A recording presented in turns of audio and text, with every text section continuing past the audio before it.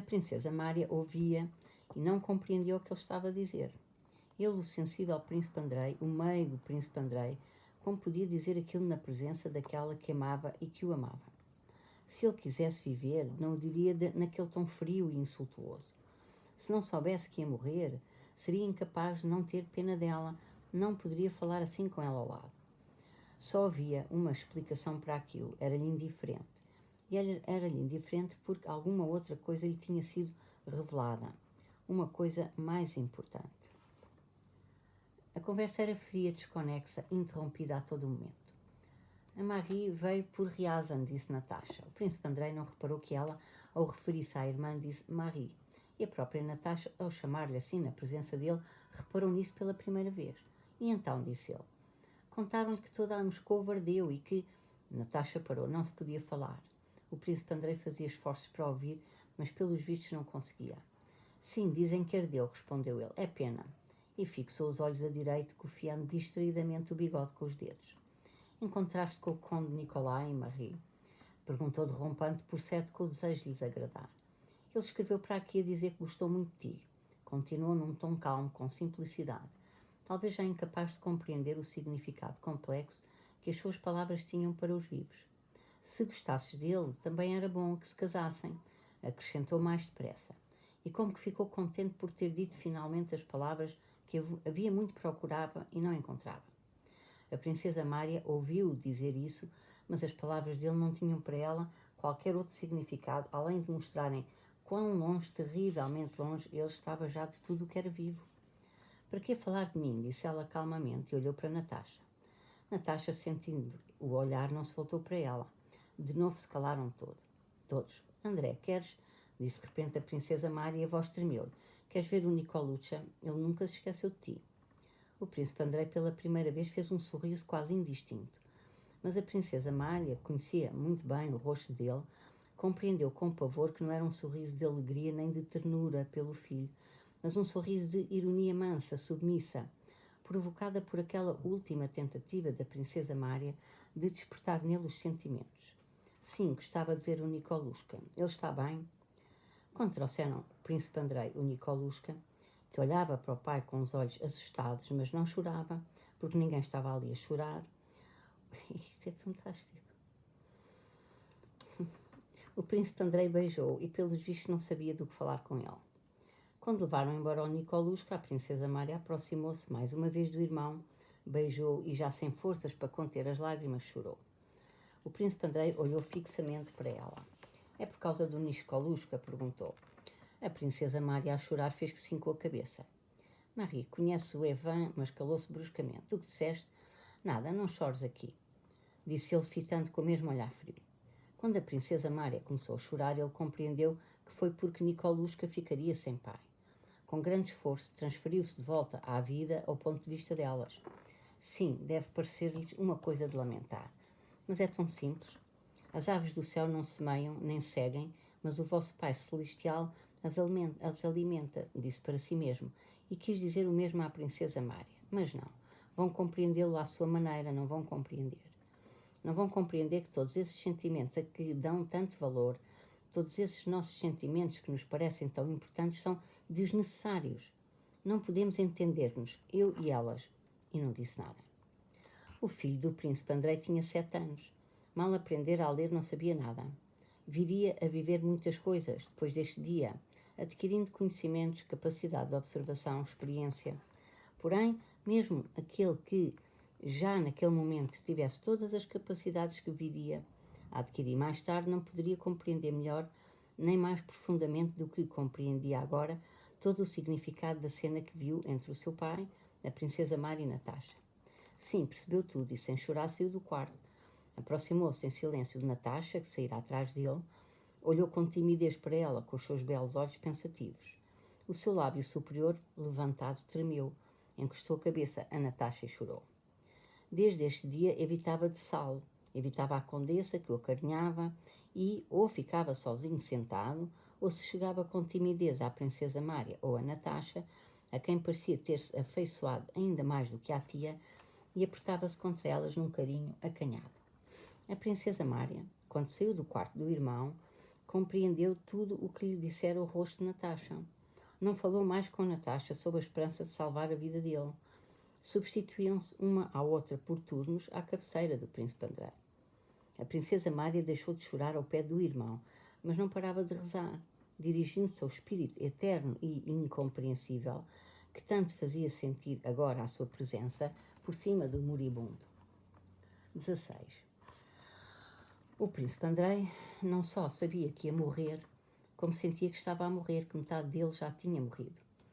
Tinha consciência do seu alheamento de tudo o que era terreno e sensação de uma leveza de existir estranho e feliz.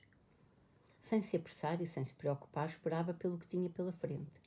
O eterno, desconhecido, terrível e longínquo que nunca deixara de sentir toda a vida, estava agora muito perto dele, e por força daquela estranha leveza de existir em que pairava, era-lhe quase compreensível, quase palpável.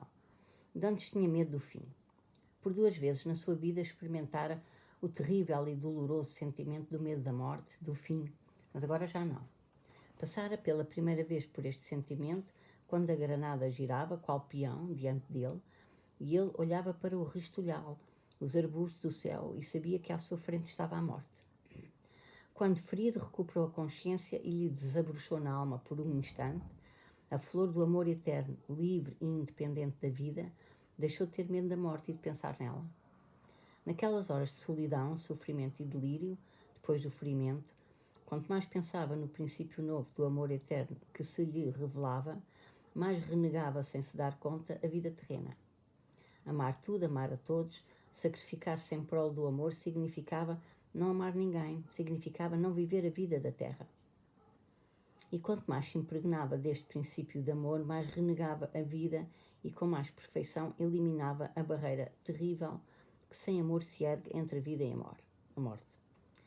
Quando, naqueles primeiros momentos, se lembrava de que tinha de morrer, dizia a si mesmo: está bem, tanto melhor.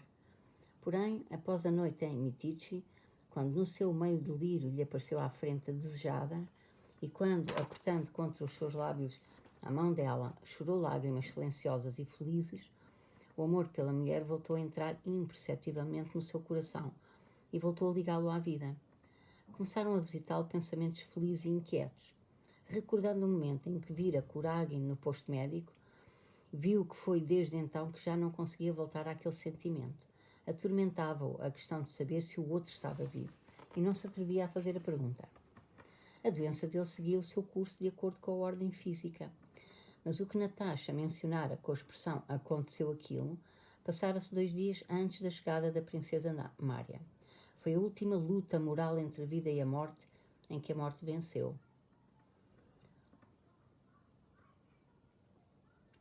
Foi a consciência inesperada de que ainda dava valor à vida através do seu amor por Natasha, e foi o seu derradeiro e superado ataque de pavor perante o desconhecido. Foi no final da tarde. Como sempre, depois do almoço, estava ligeiramente febril e com os pensamentos claríssimos. Sónia estava sentada à mesa. O príncipe Andrei caiu na modorra. Súbito invadiu uma sensação de felicidade. Foi ela que entrou, pensou. De facto, no lugar de Sónia estava Natasha, que tinha acabado de entrar com os seus passinhos inaudíveis. Desde que ela começara a tratar dele, o príncipe Andrei tinha sempre a sensação física da sua proximidade. Estava sentada numa cadeira de perfil para ele, tapando com o corpo a luz da vela e tricotando uma meia. Aprendera a tricotar as suas meias desde que um dia o príncipe Andrei lhe dissera que ninguém sabia tratar melhor dos doentes do que as velhas abas secas que tricotavam meias e que havia no processo de fazer malha qualquer coisa de tranquilizadora. Isto é fantástico. Os seus dedos finos manejavam rapidamente as agulhas que de vez em quando batiam uma na outra. E o príncipe Andrei via nitidamente o perfil do seu rosto inclinado. Natasha fez um movimento. O novelo rolou-lhe dos joelhos para o chão. Estremeceu, voltou-se e, tapando a vela com a mão, arqueou-se num movimento cauteloso, flexível e exato, apanhou o novelo e voltou à mesma posição. O príncipe Andrei olhava para ela sem se mexer e viu que, depois desse movimento, ela deveria inspirar profundamente. Mas cuidadosa não o fez e regularizou a respiração devagarinho. No Mosteiro da Trindade tinham falado do passado. E o príncipe dissera-lhe que se vivesse, daria eternas graças a Deus pelo ferimento que o voltara a juntar a ela. Mas desde então nunca mais falaram do futuro. Seria ou não possível? Interrogava-se agora, olhando para ela e escutando o som leve das agulhas de aço a entrechocarem-se. O destino, de maneira tão estranha, juntou-me a ela para eu depois morrer. Será que se me revelou a verdade da vida apenas para que eu vivesse na mentira? Amo-a mais do que a tudo no mundo. Mas que posso eu fazer, se a amo, pensou ele, e involuntariamente gemeu pelo hábito que adquirira durante os seus sofrimentos. Ao ouvi-lo gemer, Natasha pôs a meia de lado, esticou-se na sua direção, e ao ver-lhe os olhos a luzir, foi até junto dele no seu passo leve e inclinou-se. Não está a dormir? Não, há muito que estou a observá-la, senti-a entrar. Só Natasha me dá esta quietude suave, esta luz. Até me apetece chorar de felicidade. Natasha aproximou-se mais dele com a cara a irradiar uma felicidade elevada. Natasha amou demais, mais do que tudo no mundo. Também eu. Virou-lhe a cara por um instante. Mas porquê demais?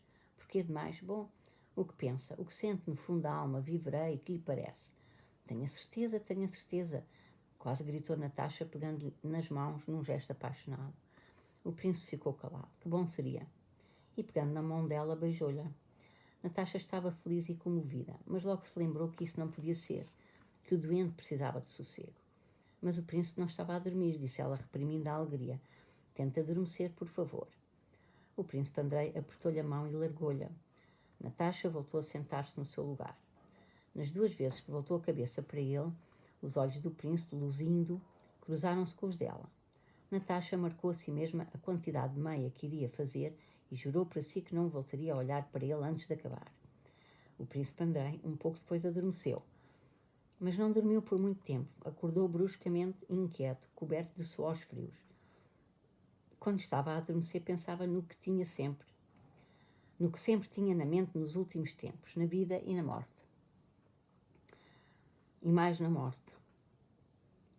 Sentia-se mais perto dela. Amor, o que é o amor? Pensava. O amor impede a morte, o amor é a vida. Tudo o que eu compreendo, só o compreendo porque amo. Tudo se sustém apenas no amor. O amor é Deus e morrer significa que eu, uma partícula do amor, regresso à fonte universal e eterna.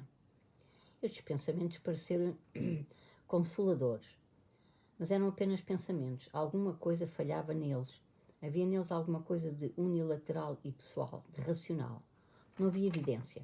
E continuava a mesma preocupação e incerteza. Adormeceu. Sonhava que estava deitado no quarto, onde na verdade estava, mas não ferido e sim de perfeita saúde. Passavam-lhe pela frente diversas pessoas, nada relevantes para ele, indiferentes. O príncipe Andrei fala com elas, discute com elas sobre qualquer coisa desnecessária. São pessoas que se preparam para ir para qualquer lado. O príncipe Andrei recorda vagamente que tudo isso não tem qualquer importância, que tem outras preocupações mais importantes. Mas, surpreendendo essas pessoas, continua a debitar palavras ocas e espirituosas. Pouco a pouco, imperceptivelmente, toda essa gente começa a desaparecer e tudo fica, então, reduzido a uma única questão, a de fechar a porta. Levanta-se e vai à porta para a fechar com a tranqueta. É do facto de a fechar ou não a tempo que depende tudo. Vai então para a porta, tem pressa, mas os seus pés não se mexem e convence de que não terá tempo de a fechar. Mesmo assim, investe nisso todas as suas forças, dolorosamente. E é dominado por um medo que o martiriza. É o medo da morte. Por trás da porta está aquilo. Enquanto ele, impotente, inepto, se arrasta até à porta, algo de terrível a empurra do outro lado, querendo entrar. Algo que não é humano, a morte. Tenta arrombar a porta, é preciso contê-la. O príncipe agarra-se à porta, aplica as suas últimas forças para, uma vez que já é impossível trancá-la, a manter encostada. Mas não tem forças nem jeito, e empurrada por aquela coisa terrível, a porta abre-se e volta a fechar-se. Então de novo a empurrar do outro lado da porta. Estão de novo. Os seus últimos e sobrenaturais esforços são inúteis, e os 2 batentes da porta abrem-se silenciosamente. Aquilo entrou, é a morte, e o príncipe Andrei morreu. Porém, no momento em que morreu, o príncipe Andrei lembrou-se que estava a dormir, e no próprio instante da morte fez um esforço e acordou. Sim, era a morte, morri e acordei. Sim, a morte é o despertar. fez-se luz na sua alma, e a cortina que até então lhe escondia o desconhecido ergueu-se diante dos olhos do seu espírito. Sentiu como que a libertação de uma força outrora reprimida nele e uma estranha leveza que a partir desse momento já não o abandonou. Quando, banhado num suor frio, acordou e se mexeu no divã, Natasha aproximou-se dele e perguntou-lhe o que tinha. O príncipe não respondeu e, sem a compreender, lançou-lhe um olhar estranho. Tinha sido isso que acontecera 2 dias antes da chegada da princesa Mária. A partir de então, as febres extenuantes passaram, como dizia o doutor, de benignas a malignas. Mas Natasha não se interessava pela opinião do doutor. Aqueles medonhos prenúncios morais eram menos duvidosos para ela e era esses que ela via. Foi a partir desse dia e do despertar desse sono que começou para o príncipe Andrei o despertar da vida. E comparado com a duração da vida, este despertar não lhe parecia mais lento do que o despertar do sono em comparação com o sonho. Nada havia de pavoroso neste despertar relativamente lento. Tudo se passou de uma maneira simples e normal nos últimos dias e horas. A princesa Mária e Natasha, que não se afastavam dele, sentiam o seu estado. Não choravam nem tinham medo. E para o fim, como elas próprias o sentissem, já não era dele que cuidavam, ele já não estava ali. Abandonara-as. Mas da sua recordação mais próxima, o seu corpo. Os sentimentos em ambas eram tão fortes que não as impressionava o lado exterior, terrível da morte, e não achavam necessário avivar a sua desgraça. Não choravam nem ao pé dele, nem longe dele, mas também nunca falavam dele uma com a outra. Sentiam-se incapazes de exprimir em palavras o que sabiam. Ambas viam que ele mergulhava cada vez mais fundo, numas profundezas quaisquer, e ambas sabiam que tinha de ser assim e que assim estava bem. Confessou-se, comungou, todos se despediram dele. Quando lhe trouxeram o filho, o príncipe aflorou-lhe a bochecha com os lábios e virou dele a cara, mas não por amargura ou pena. A princesa Mária e Natasha sabiam-no, mas apenas porque achava que era tudo o que lhe exigiam quanto ao filho. E quando lhe disseram que também devia abençoá-lo, fez o que lhe diziam, e voltou a cabeça como que a perguntar se tinha de fazer mais alguma coisa. Nas derradeiras convulsões, quando a alma lhe abandonou o corpo, a princesa Mária e Natasha estavam presentes. Acabou, perguntou a princesa Mária, quando o corpo dele estava imóvel e a arrefecer havia uns minutos. Natasha aproximou-se, olhou para os olhos mortos e apressou-se a fechá-los. Fechou-lhes e não foi os olhos dele que tocou com os lábios, mas a mais próxima recordação dele. Para onde foi ele? Onde está agora? Quando o corpo, já lavado, vestido e metido no caixão, foi colocado em cima da mesa, vieram todos dizer-lhe o último adeus e todos choravam. Nikolushka chorava por causa da dolorosa perplexidade que lhe rasgava o coração. A condessa e Sónia choravam por pena de Natasha e porque ele já não existia.